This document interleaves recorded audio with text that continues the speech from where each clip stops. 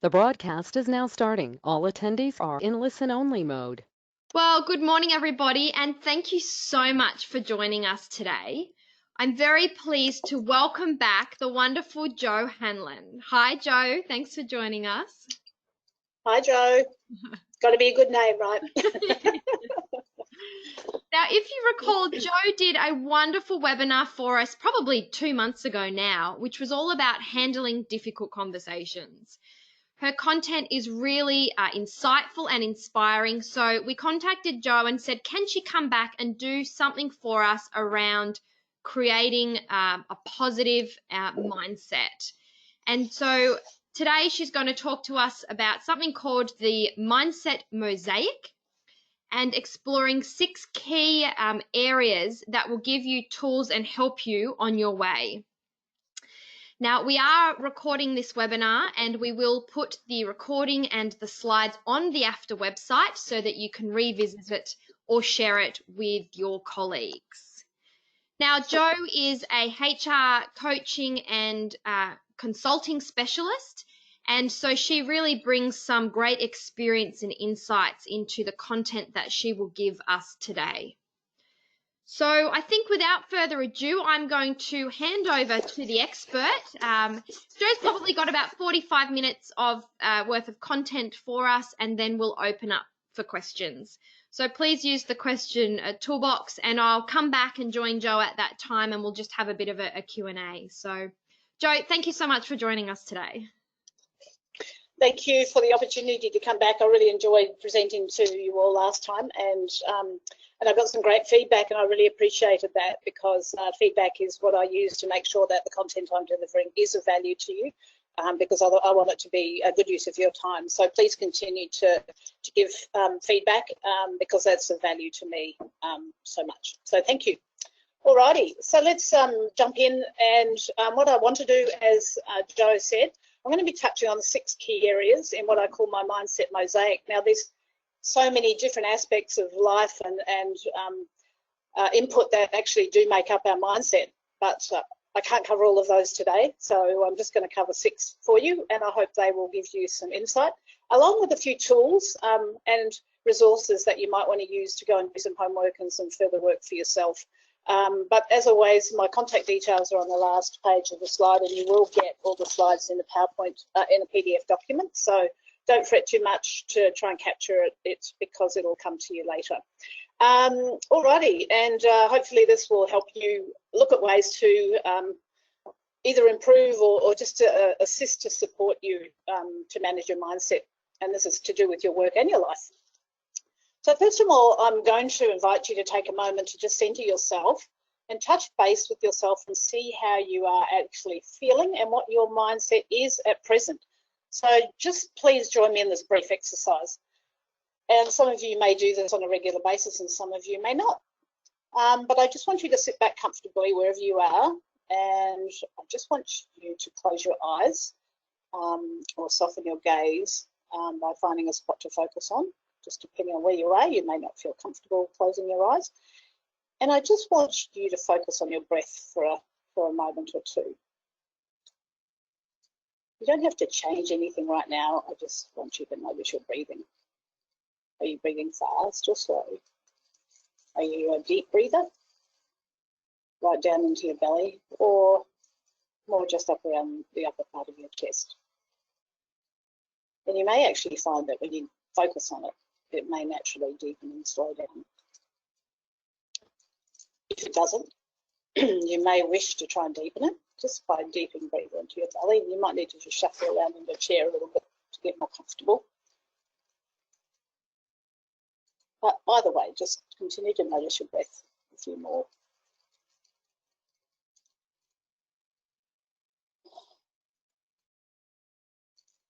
While you're doing that, I now want you to think about reflecting and think about how you're feeling. How are you feeling at the moment? What's your mindset like? Are you worried or anxious? Are you excited? Are you stressed? Are you happy? And whatever it is that you're feeling, that's okay. I also just want you to think about why you might be feeling like that. Something that happened to you at home before you sat down to the webinar, if you are in your office, in your workplace, something that happened on the way to work, some music you listen to, whatever that is.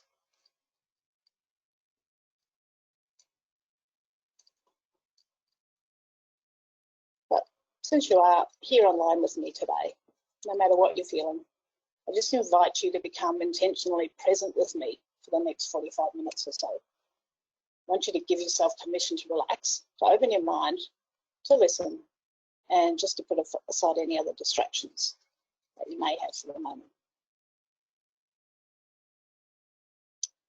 So take a couple more deep breaths, and when you're ready, open your eyes if you close them and come back to the webinar.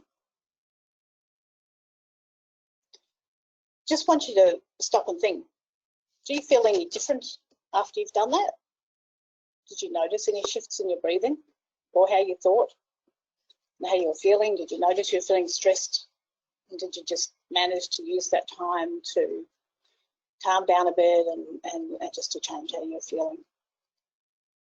A lot of people are now using mindfulness or just sitting quietly and reflecting as a way to check in and manage their mindset. So that is one example of a tool that you can use if you don't already use it. Just to breathe in a few times, breathe out a few times, and just center yourself. So I invite you to do that. Okay, let's move on and get underway. Just when I do that, okay, cool. Alrighty. So this is my Mindset Mosaic. I guess, are you exhausted experiencing the roller coaster of emotions that we've all been on in the last few months? If you have, you're not alone. At any one time in Australia, normally, 1 in 5 people are experiencing some degree of mental ill health. However, at present, especially in the populations that have been significantly impacted by COVID restrictions, even after 1 month, this figure apparently jumped to 1 in 4 people. I guess the benefit of that is there's been an enormous amount of uptick in information and support available for people if they are really struggling and having some significant mental ill health. And the government has added 10 additional Medicare subsidised therapy sessions for people in areas that have been significantly impacted. So if that is you, I really do encourage you to take advantage of that and talk to your doctor and get some help. You can find more information on that on the health.gov.au news site anyway.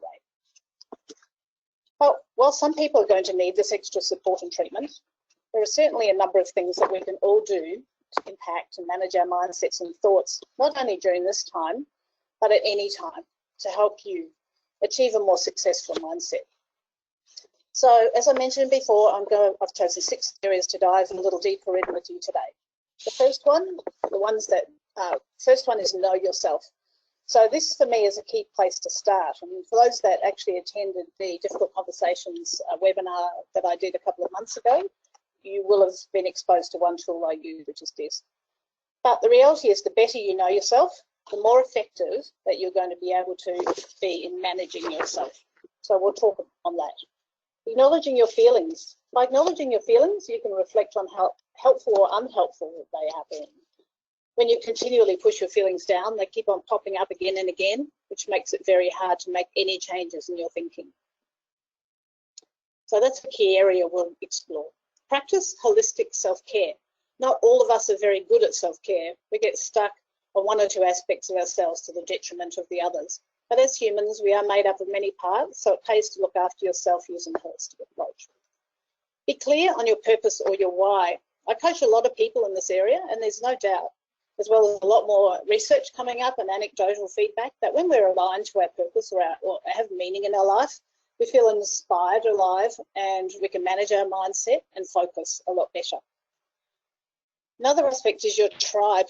It might seem a bit basic, but basic human need is to belong to some sort of group or tribe, or a number of them, be it your family, your friends, your workplace, place of worship, hobby, or simply a social circle.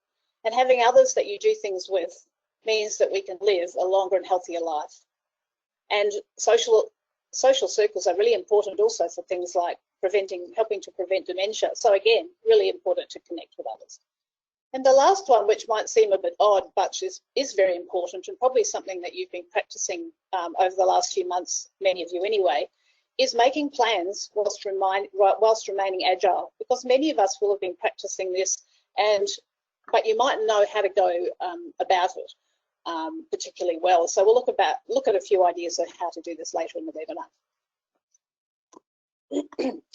Okay, so what is mindset? My definition of mindset is your internal thoughts, dialogue about yourself, others, and your situation, what you make that mean, and how you end up approaching and managing everything. So I have a question for you at the moment. Is your current mindset in your way, or is it helping you on your way? So I encourage you to think about some of these tools and aspects of changing your areas we can help you change your mindset as we work through this. So let's talk about self-knowledge. As I alluded to before, this is an incredibly important place to start.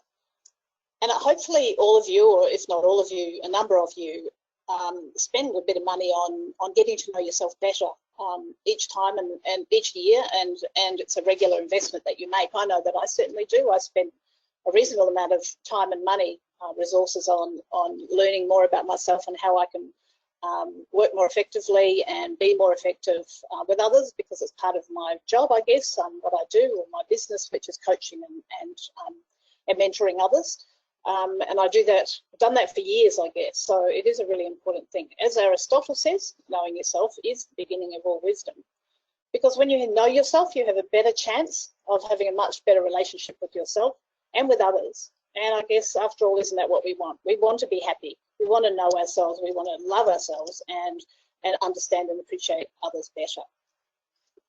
A really important part of this too is emotional intelligence.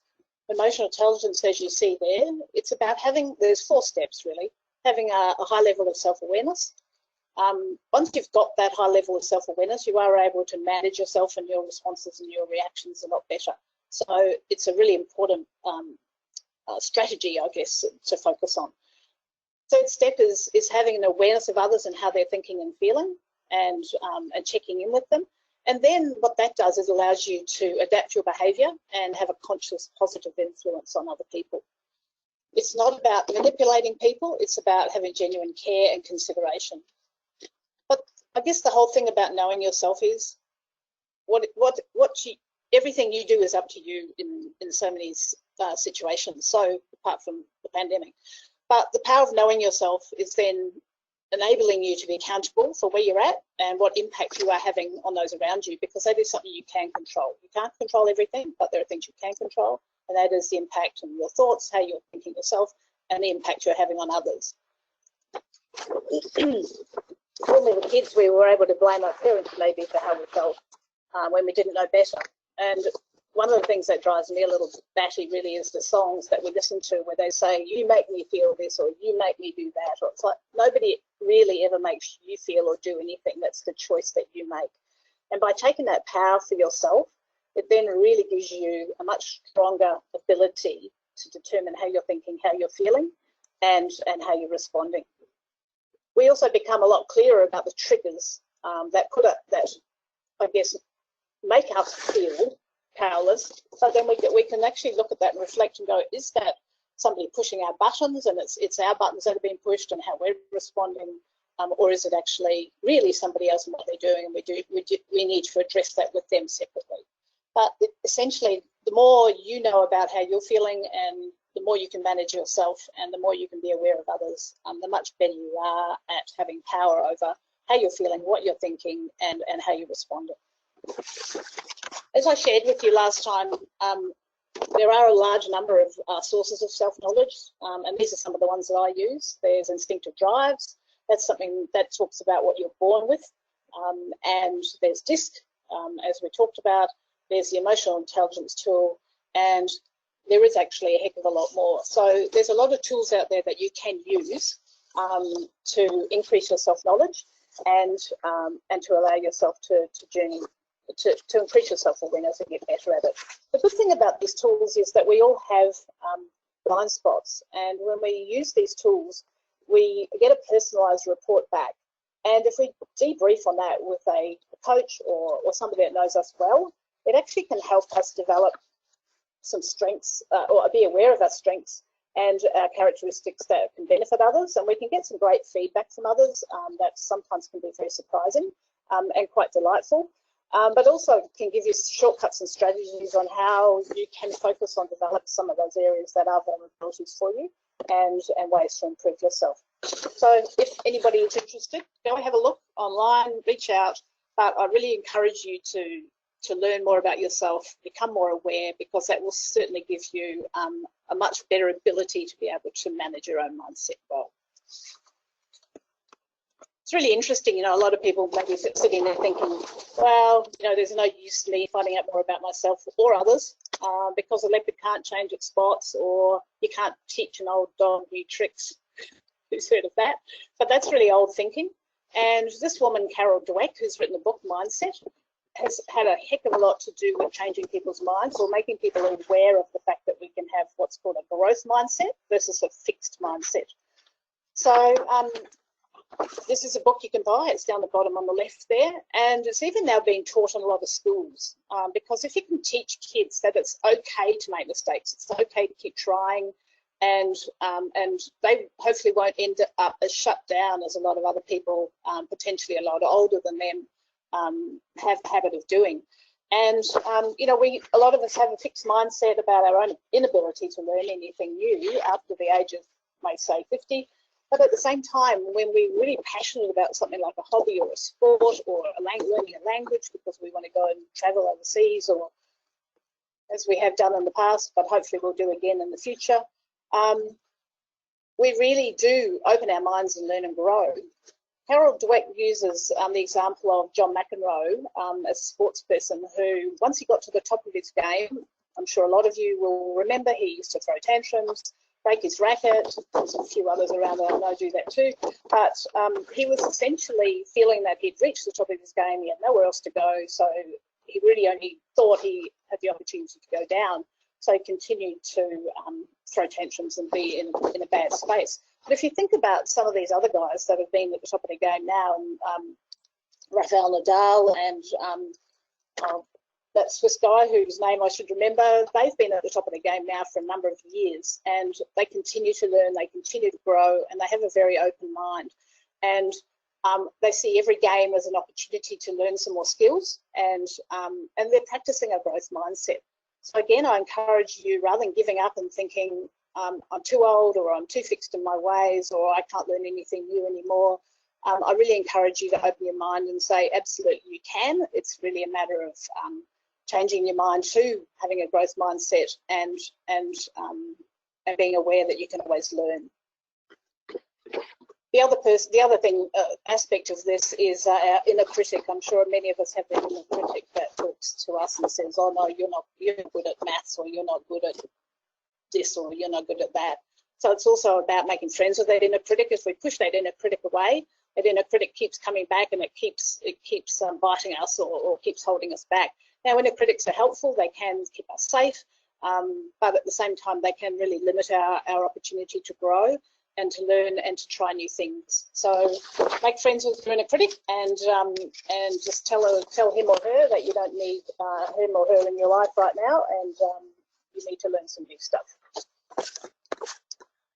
Alrighty, so summary of that, if it is to be, it's up to me.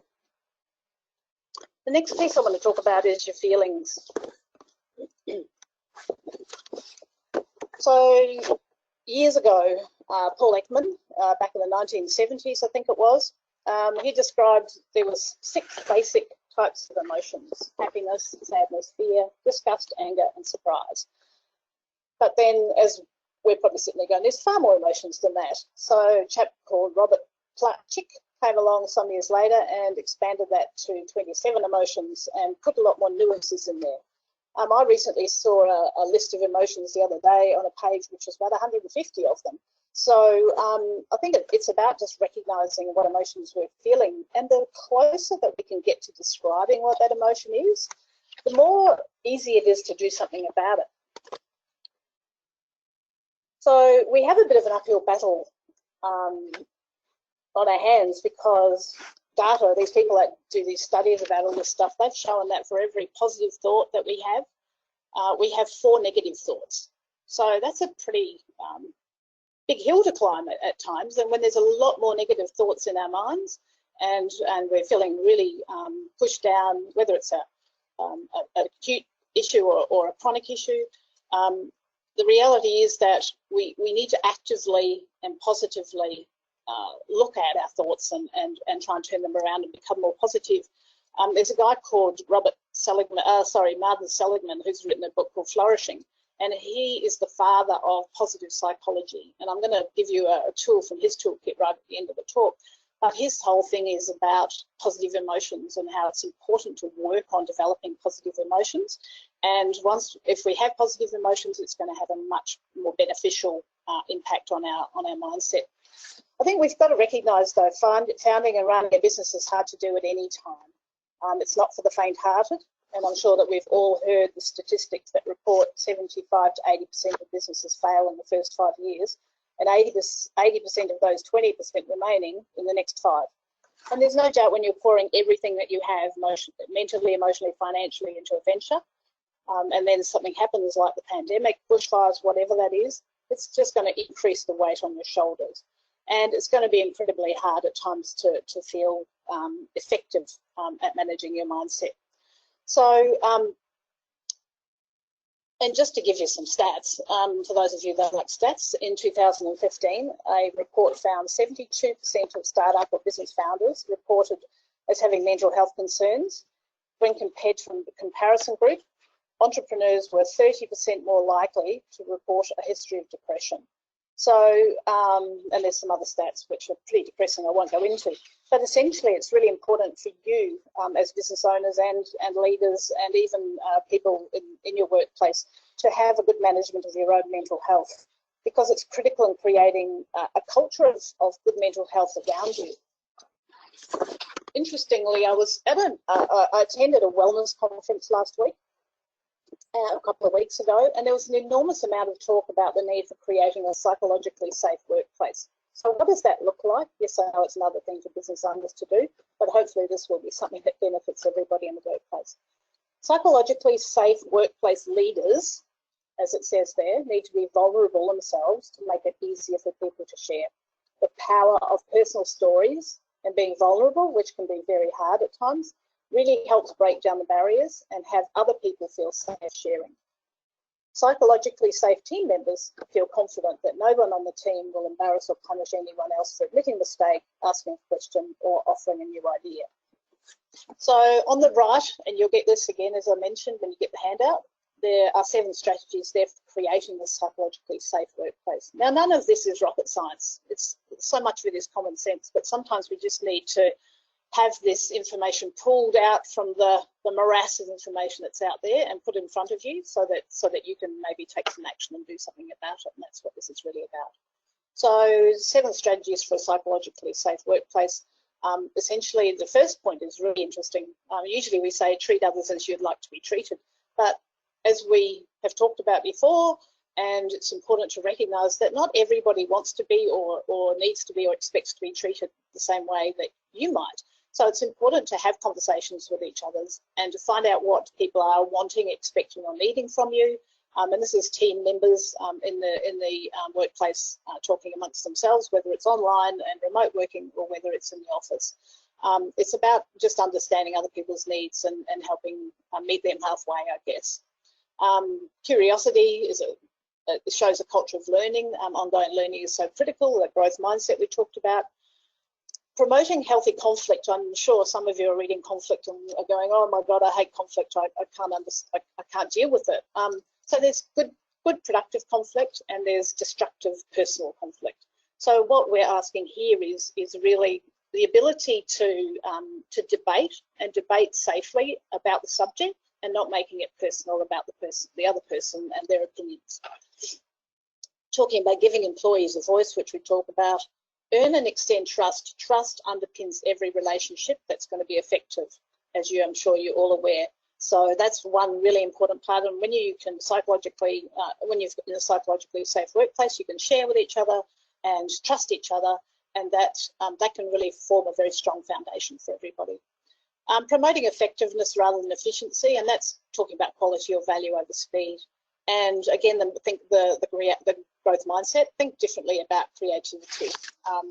Risks, taking risks as long as the impact is not massive, and having things work in progress and tweaking all the time. It doesn't have to be 100% right before you launch something or do something.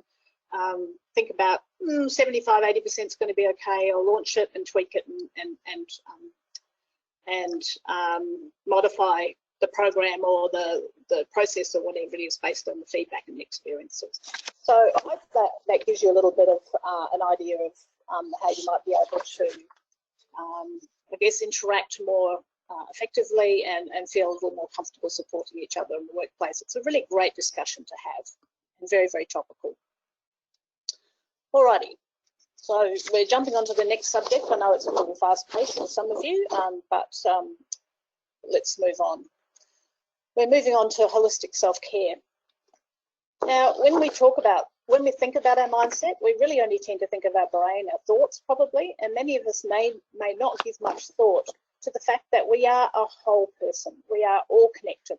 And there's a variety of things, physical, mental, physiological, spiritual, emotional, everything, that's going to impact on our mindset. But for this purposes today, I'm just going to touch on care of your body because this is really, really critical. Now, some of you who are working from home may be doing a better job of this now than you've ever done because maybe you're forcing yourself or being happy to get up and go for a walk or go for a run or go and do some 30 minutes of sport a day or get up and walk around the office or your home office and interrupt the things you're doing with a bit of home-based activity. But it really is important to look at this. So one thing I want to talk about is our body. It's an incredible machine, and I so often stop and I'm in awe. And I've got a nursing background, and I've spent a number of years seeing how people can really injure themselves or have some significant illnesses, but come back. And the body is just phenomenal how it can heal. And when you stop smoking, for example, it can clear the lungs and reduce your blood pressure and do all those things. And when you get up off the chair and go for a walk, your body just self-regulates, and it's just incredible. I consistently am in awe of it. But like any machine, whether it's flesh and blood or bone, or whether it's otherwise mechanical, we do need to take good care of it to make sure it lasts a distance. Our body was originally programmed to survive, and it's supported by our nervous system, which generates stress hormones that helps our body in the face of immediate danger and creates a fight, fright, or freeze response, as some of you are probably aware. So what happens is when we're in danger, a sudden rush of adrenaline, the hormone adrenaline focuses us, it gives us the ability, because it puts everything on high alert. It sends blood straight to the muscles, it gets our heart beating fast, it gets us breathing faster, and it metabolizes the sugar more quickly so that our bodies can just get up and run. The problem with that is it only lasts for a short period of time, and at the end of it, we're just absolutely exhausted, even though we may have been able to undertake some mammoth feats while we were driven by adrenaline. So, but then there's another hormone called cortisol, and cortisol, and I'm sure a lot of you have heard about cortisol, is produced in response to longer-term stress. And longer-term stress is considered stress that lasts any longer than just a few minutes. So cortisol also puts us in a state of high alert. It increases our blood pressure and blood sugar levels, makes us ready for action, and focuses our attention while suppressing some other body functions such as digestion, immune system, which is often when we're under stress we don't feel like eating. Some of us feel like eating, some of us don't feel like eating. It suppresses the immune system, and it also decreases our sex drive. So let's get rid of cortisol. There's no doubt that some stress is needed to keep us motivated and safe, but when it continues for a very long period of time, it has a very long-lasting and potentially detrimental physiological impact on our body and our mind, which then ends up leading to ill health, mental or physical. So think about yourself. You've been under a lot of pressure, I'm sure all of you over the last few months of different degrees. So some of you may have put some weight on, some of you may have had a spike in your blood pressure and increased problems. Some people may have had chest pain. Some people may have experienced injuries. Some may have ended up feeling very run down. Some may have even become have lost weight and otherwise feel depressed and otherwise.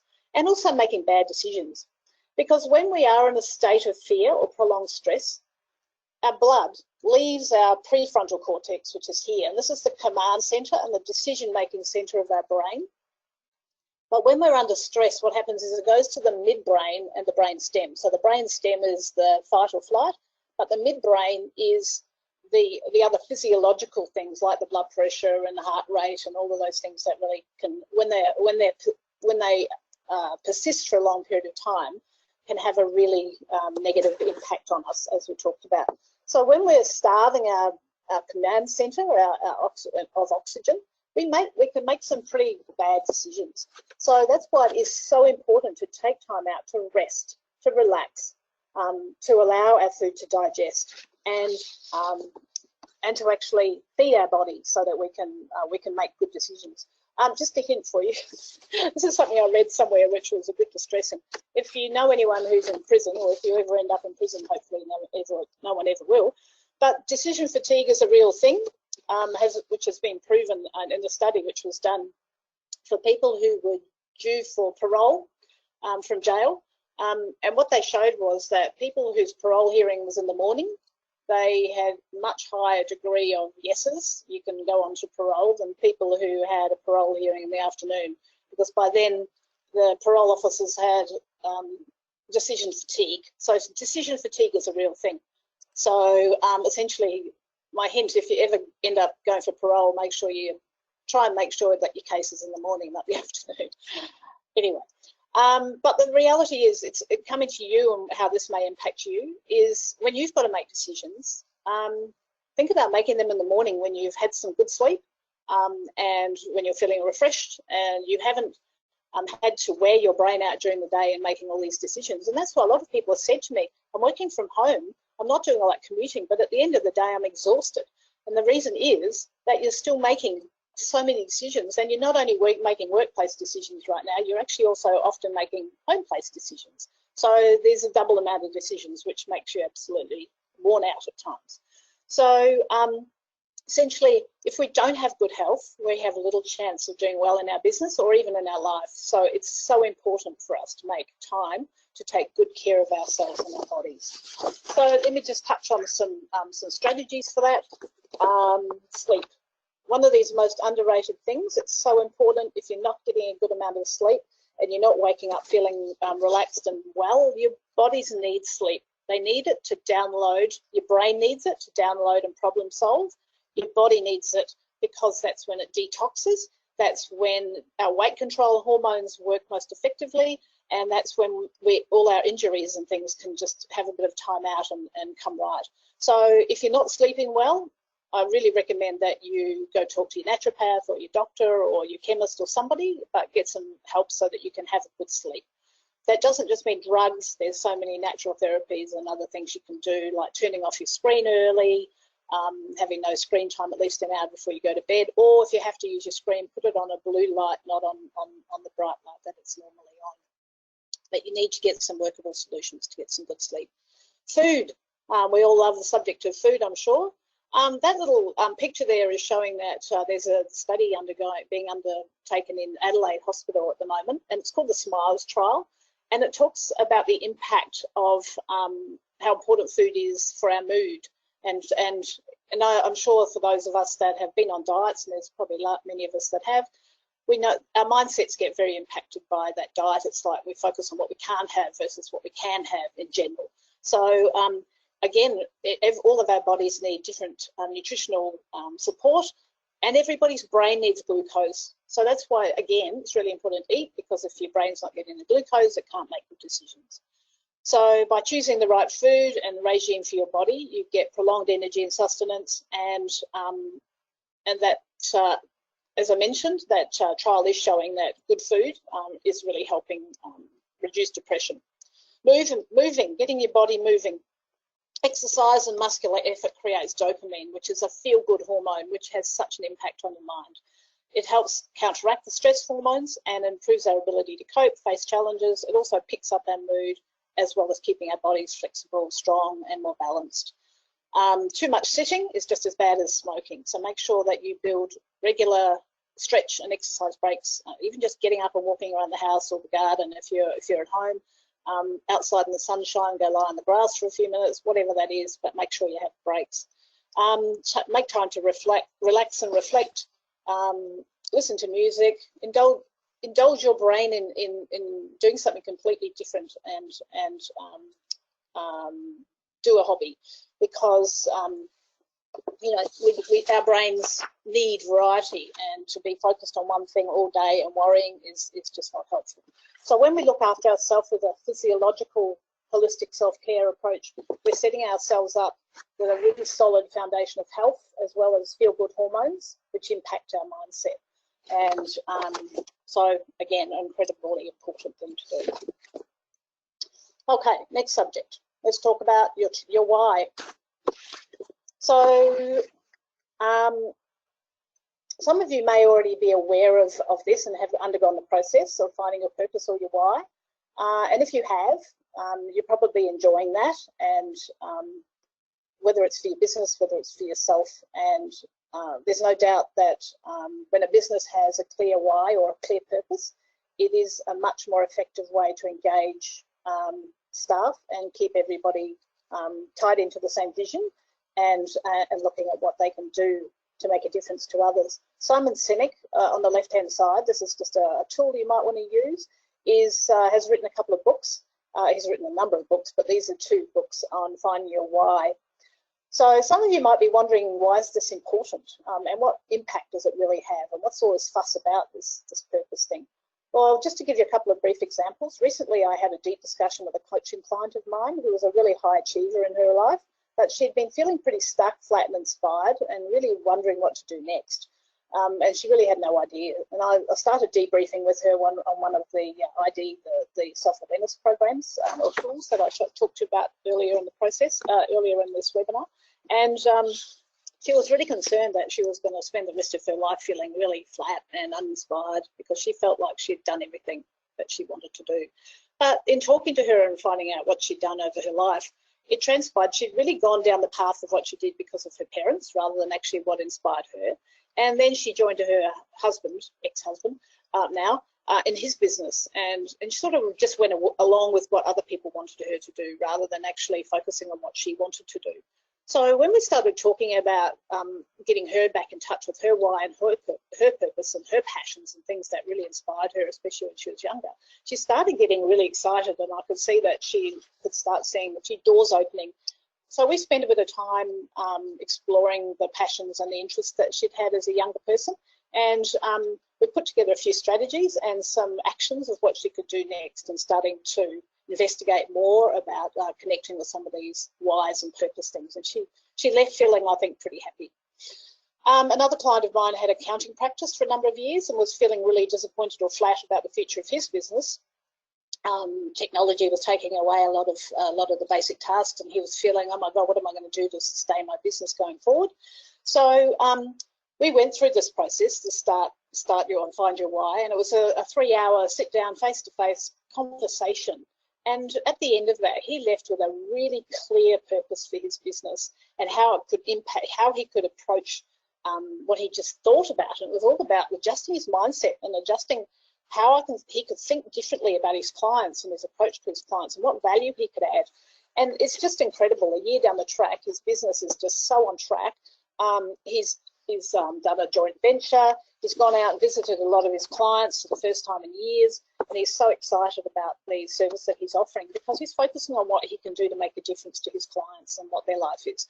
And what I'm actually finding is that when I have a discussion with people about their purpose and their why, it sometimes starts with themselves, and often, especially, if you've got a young family or you've got things that are really important, you can be a multiple of meanings or whys or things, but really it's about, some of them are about you and what's important to you, but what I'm finding that the purposes, and if you think of the organisations that you've heard of, and maybe your organisation is purpose driven, it's very much about the wider, broader good that we can bring to other people and our communities, and even the planet and the world. So many of these people with businesses that are about saving the planet, or helping people that are suffering from domestic violence, or helping homeless people, or providing great nutrition. These are all being inspired by people with their purpose and there's so, if you just research that, there are so many stories online about how people are feeling inspired.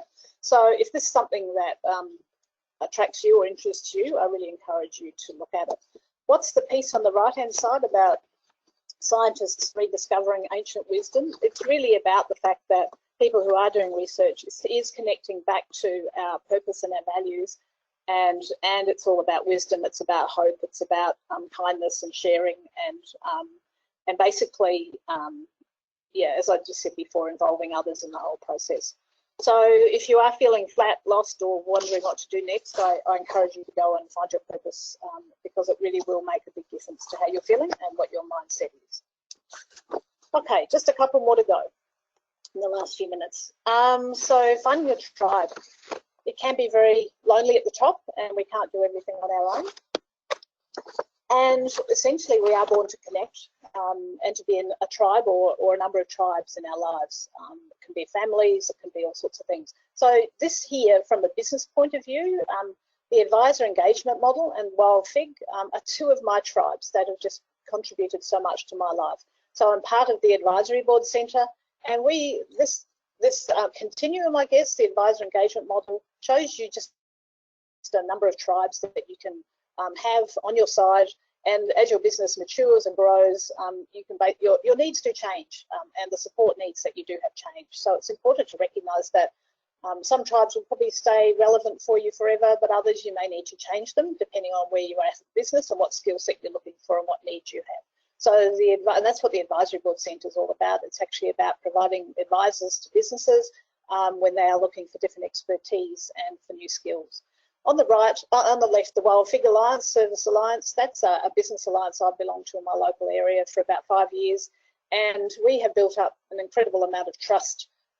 We're all different businesses. It's a bit like a BNI group, I suppose, or something like that. But we all work together. We share each other's challenges. We cry together. We laugh together. We trust each other. We use each other's services. And from a business point of view, it's just a phenomenally important support network. So I really encourage you again to have a look at what tribes you have, and you can't expect one person to meet all of your needs. So it's really important to have a variety of people with different input, different skill sets, different points of view, especially some people that might have something that's different, a different point of view to you, because that's going to add a huge amount of value. Okay, final one is having agile plans. As we've experienced over the last few months, increasingly, it is a volatile, uncertain, complex and ambiguous, or VUCA world. What does this mean for you? I guess it's one option. We have plans. I'm sure a lot of us have a plan, a purpose, or a goal, and it's really important to have that, especially if it inspires you. But the main thing that you've got to do is to have a number of different options, because this helps you respond rather than react. And I guess this is if you look at the quote down the bottom, Craig Aldous, former CEO of Woolworths in China, he says that organisations need agile models that allow them to act with speed and accommodate risk. They must do this with the recognition it's almost impossible to have internal mastery across all areas of the business. And again, this is where a lot of us are sitting there stuck. And that's probably because we've spent a lot of time, we've invested a lot of heart and soul into our businesses, and we've got one fixed view in mind. But as I'm sure a lot of you have experienced over the last few months, if not all of you, you've had to look elsewhere, you've had to look at different options, you've had to look at plan A, B, C and D. And in reality, that is the way of the world going forward. So whatever plan you put in place, it's important to, once you've got a number of plans, contingency plans, then you can feel more in control of your business and feel that, or your life or whatever, feel that you are making it work how you want it to work with the things you can control, rather than feel that life is happening to you or business is happening to you.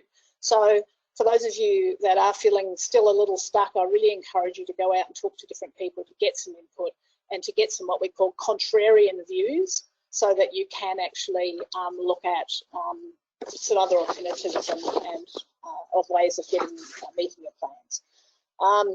There is also a couple of books, because there's a concept called red team thinking, and it started with the Vatican years ago. It's now very military. It has been very military based, but it's now turning towards commercial business based. And there's some great tools in some of these books that can really give you some ideas of how to think differently, and some of the processes that you can use to kick off some conversations, whether it's with your team, whether it's with some coaching, with some associations, and with some of your support network and tribes. So, so that.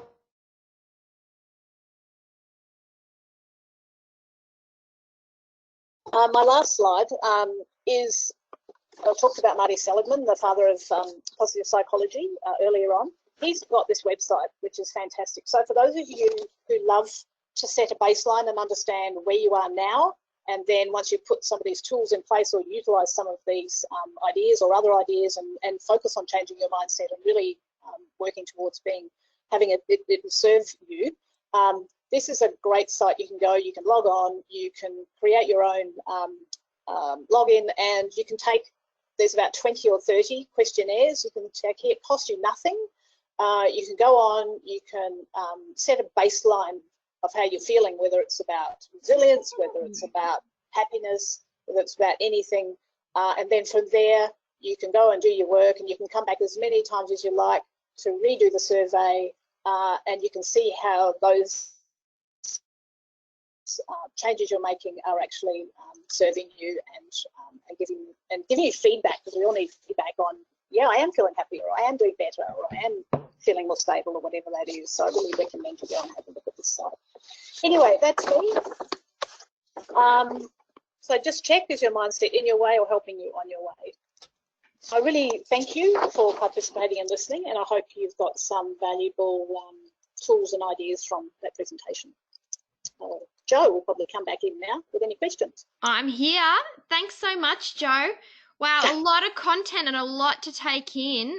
Very pleased we'll have the slides on the website so that we can revisit some of that fantastic content. Yeah, absolutely. There's so much, and I could talk about this stuff, as you could probably guess, for days, because it's such a passion of mine.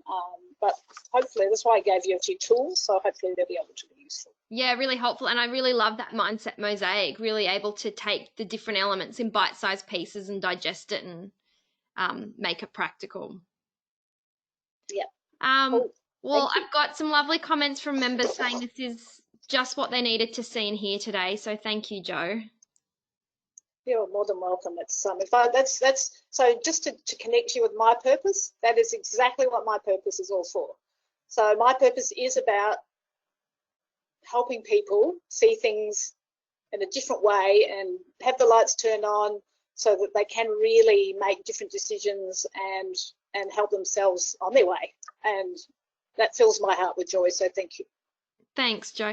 And I know feedback for you is really important. So guys, after this webinar, everybody will receive a really short webinar survey. It'll literally take 30 seconds to fill out. It's multiple choice, but that will be feedback that we'll give back to Jo on what you thought of her as a presenter, from content perspective to relevance to your business and you at this time. I do have a question from Susan. She said, on the topic of time of day that we're better making decisions. So in your webinar, you said that, in the morning, typically it's better to make decisions. She's just curious to hear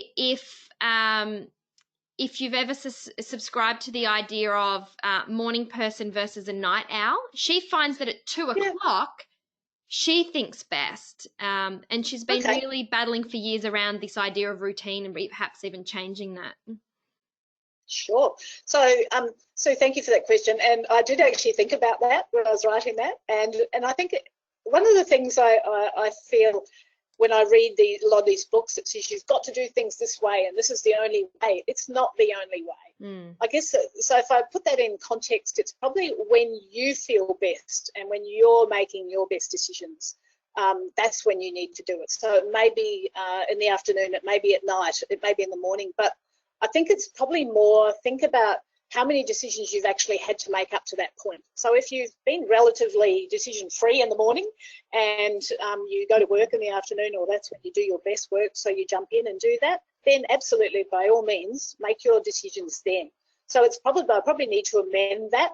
It's probably more about when you feel best and when you think most clearly, and when your brain is well rested, and when it's well nourished, then that's probably the best time to make the decisions for you. Yeah, great advice. Thanks, Jo. Any other questions for Jo before we let her disappear?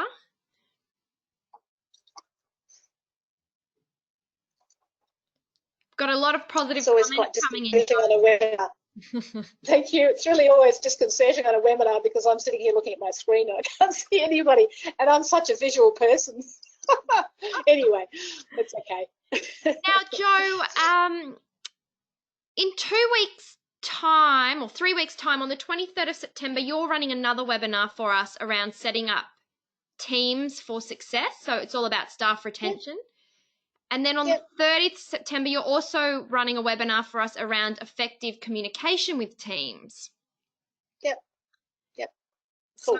So absolutely, I'm looking forward to that. You'll probably be sick of me by the end of September. Yeah, no, I'm looking forward to that. So, you know, you'll find that there'll be some overlap, a little bit of overlap in all of the things that I talk about, because they're all interconnected. But yeah, so there's some really important things that you can do to set yourself and your team up for success, so that when you are either bringing your team back into the workplace, or where you may have some problem children or problem leaders, whatever that is, it's going to be giving you some guidelines and some thoughts about what you might be able to put in place so people feel heard, they feel listened to, they feel considered, and that essentially you can have a bit of a process or a structure or a framework from start to finish in somebody's I guess employee journey or employment journey. Yeah, wonderful. They're going to be 2 really fantastic webinars. So guys, join us for those webinars. That's the 23rd and the 30th of September. We have recorded this webinar. We'll put the recording and the slides on the website for your convenience. Please connect with Jo on LinkedIn, and please do the really short survey that'll pop up once this webinar finishes. Jo, thank you so much for your time today, and we look forward to seeing you in a few weeks. Thank you for the opportunity. And also, there was probably about half a dozen people that reached out to me on LinkedIn after the first seminar that I did, and I really, really appreciated that, and I really enjoyed just connecting with those people. So thank you for doing that, and I'd be, you know, really happy to welcome anybody else who wants to reach out, and always happy to participate and comment. Thank you. Wonderful, Jo. Thank you so much. The opportunity. Thanks everybody for joining. Have a great us this day. morning. It's beautiful and sunny in Sydney, so I think I'm going to go have lunch in the sun. Sounds wonderful. Okay. Bye. Thank you. Bye-bye, everyone.